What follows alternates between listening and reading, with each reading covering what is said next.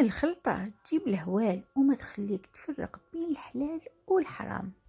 نهاركم مربوح، واش راكم، واش حوالكم، ميمتكم، وليداتكم، ان شاء الله نتوما وكامل جملتكم تكونوا بخير. قبل ما نبدا ديري نية وديري جام تزهلك الايام ان شاء الله. حبيتي حاجة حلوة ليك ولوليداتك، حاجة ديريها في وقفة وبنتها يتفقوا كامل عليها انه بنينة ليكم هاد الوصفة يعني يديرها، يقدر اللي عمره ما دخل للكوزينة راح يديرها بكل سهولة، لأنه يعني طريقة تحضيرها سهلة مهلة. وبنتها ما نحكي لكمش، درتها بطريقتين، يعني درتها ميني تارت هكا ودرتها واحدة كبيرة، وفي زوج يعني بوصفة واحدة. المهم انتوما تقدروا تديروها للقهوة للاتاي حتى للجو، راح توالم. واش عندي 200 غرام تاع الزبدة ولا مارغرين طرية، زدت عليها 80 غرام تاع سكر غلاس، يعني هاكو شفتو كاس غير ربع تاع السكر. ندرب هاد المكونات مليح، ومن بعد يعني ماشي حاجة كبيرة، نزيد عليها قرصة ملح، زوج حبيبات بيض، ونزيد نخلط شويه بالباتر. يعني تقدروا ديروا كل المكونات غير الفرينه اللي نخلوها مع الاخر، ولكن يعني راني ندير لكم بشويه هكذا باش تفهموا وتشوفوا المكونات كامل مع بعضها.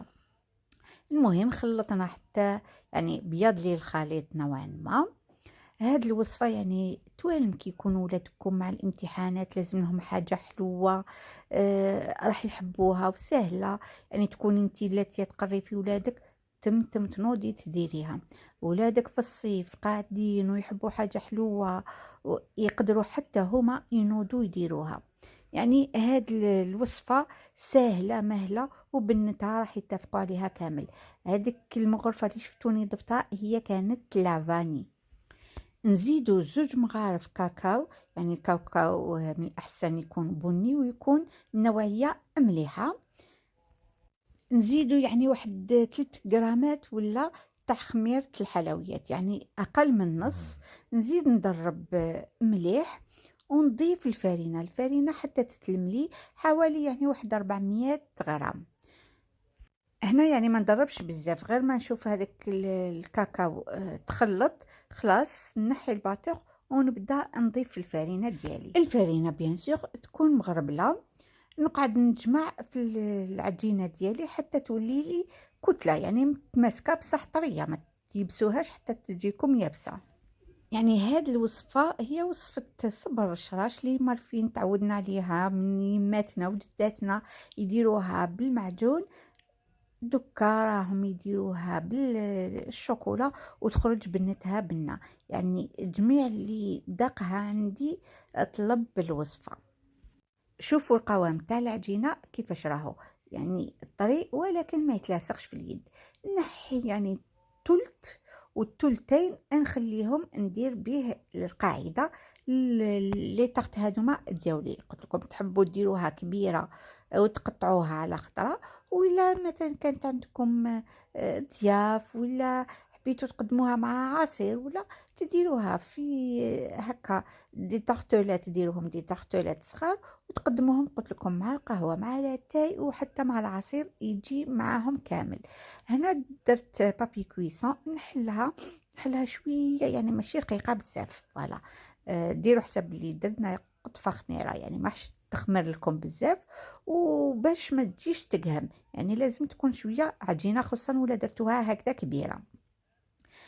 نديرها في المول تاعي، ما نسحق لا ندهنو لا والو، لانه اصلا راني فتحتها بشويه تاع فرينه، ما تكتروش كي تديروا الفرينه، وهي راهي فيها كميه تاع ليدام لاباس بها، ما نسحقوش نديروا يعني ندهنو المول تاعنا. حكمت هنايا سقمتها، وين تلقاو فراغ يعني قطوه، ومن بعد نسقمو كل شيء بيدنا هكذايا. ودرت بالحليول نحيت كامل الزوايد. هنا العجينه كنت خليتها ارتاحت شويه، يعني ما خليتهاش بزاف قسمه. تاني يبست لي هذيك العجينه اللي كنت نحيتها ودرتها في المجمد، نسيت ما قلت لكمش. حكمت واحد 500 غرام تاع شوكولا تارتيني. انا درت المرجان، يعني ديروا اللي تحبوا. المرجان توالم، يعني ما تجيش حلوة بزاف، ما تجيش تقهم. فوالا هذه هي. وانتم ديروا اللي تحبوها، انتم ديروا 500 غرام.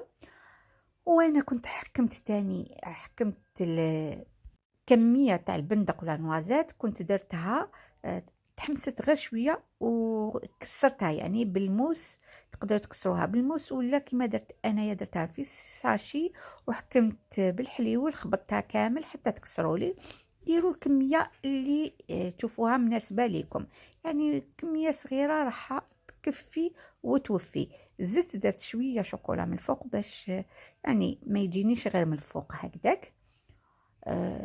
وهنايا كانت جمدت لي هذيك العجينه، وحكمت سكرفاج ونسكرفاج كيما نديرو بالمعجون. شفتوا يعني ما راحش تاخذ لكم وقت كبير، ولكن بنتها بنه. ندخلها طيب على 160 درجة. أنا كي كنت بديت يعني نفرمي فيها، كنت شعلت الفوغ تاعي. وما تغفلوش عليها لأنه نعرفوا اللي فيهم الكاكاو راح يبسوا بالخف. شوفوا كيفاش تجي معمرة شوكولا من الداخل، وهذاك القرمشة تاع نوازات، وزيت القرمشة هذيك تاع العجينة اللي كنا فتحناها من الفوق تجي ما شاء الله. شوفوا هنايا، يعني كنت درتها تاني مرة واحدة أخرى هكذا في ليمون صغار. وكي تخرجوها ديروا لها غير رشة تاع سكر غلاس. وما تخافوش ماش تجيكم هذيك اللي تجي تقهم. راكو شفتوا درنا كمية قليلة تاع سكر غلاس في العجينة. ما تخافوش ما راحش تجيكم يعني حلوة بزاف، تجي قيس قيس، تجي ما شاء الله. نتمنى الوصفة ما تفوتكمش وتجربوها.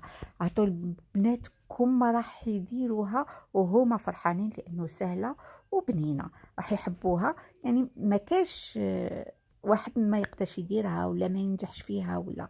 وكي يكون في البداية تاع ولادنا انه نعطوهم ناجحين وصفات، راح يعني تكون عندهم ثقة في نفسهم وراح يحبوا الكوزينة. يعني لأنه من أول تجربة النتيجة كانت مبهرة.